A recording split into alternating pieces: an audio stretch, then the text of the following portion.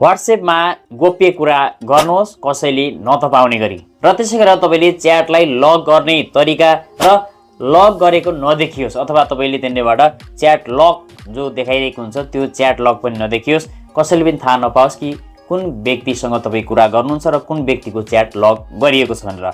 साथीहरु नमस्कार, म एसटी नेपाली एसटी च्यानलमा तपाईहरु सबैलाई हार्दिक स्वागत गर्न चाहन्छु र यसको सम्पूर्ण सेटिङहरु आज तपाईलाई बताउने छु। लागौं प्र्याक्टिकल रूपमै मोबाइल स्क्रिनतर्फ। सबैभन्दा पहिले तपाईहरु आफ्नो व्हाट्सएप एप्लिकेसनलाई खोल्नुहोस्।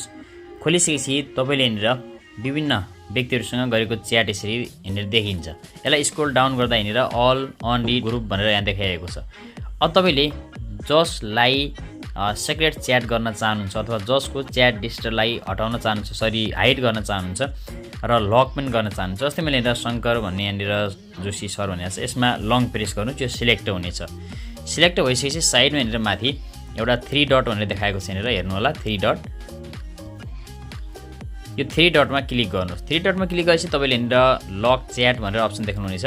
लक च्याटमा जानुहोस्। भिडियोलाई अन्तिमसम्म हेर्नु होला, धेरै कुराहरु यहाँ सेटिङ छन्। त्यसपछि यहाँनिर keep this chat logged and hidden भनेको छ, कन्टिन्यूमा क्लिक गर्नुहोस्। कन्टिन्यू गर्दाबित्तिकै तपाईले यहाँनिर आफ्नो फिंगर, आफ्नो फेस वा तल यहाँनिर तपाईले पिन कुनै पनि राख्न सक्नुहुन्छ।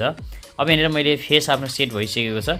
यो हुँदाबित्तिकै अब हामीले नर्मली म ब्याक गर्छु र व्हाट्सएपमा जान्छु। व्हाट्सएपमा जाँदा त्यो जुन थियो यहाँ देखाएको छैन। अहिले हेर्नु शंकर भनेर जुन थियो मैले छैन। अब यसलाई च्याटलाई यसरी तल ल्याउँदा स्क्रोल डाउन गर्दा यहाँनिर माथि लग्ड च्याट भनेर देखाउँछ।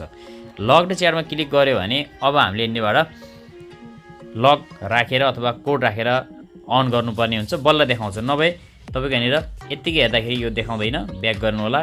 यतिकै हेर्दाखेरि यो च्याट लिस्ट देखाएन, यो हाइड भइसकेको छ। तपाईले पुनः च्याट गर्नुपर्यो भने यसरी जानुपर्ने हुन्छ र यहाँनिर फिंगर अथवा आफ्नो पिन फेस सेट गर्नु होला। अब यहाँनिर यो देखायो भइसकेपछि यहाँनिर च्याट यसरी खुलेको छ। हेर्नु होला यसरी यो खुलिसकेको छ। अब एउटा कुरा के छ भने अब हामीले यसलाई स्क्रोल डाउन गर्दा यो लग्ड च्याट देखायो भने च्याट लक गरिएको छ भन्ने हुन्छ।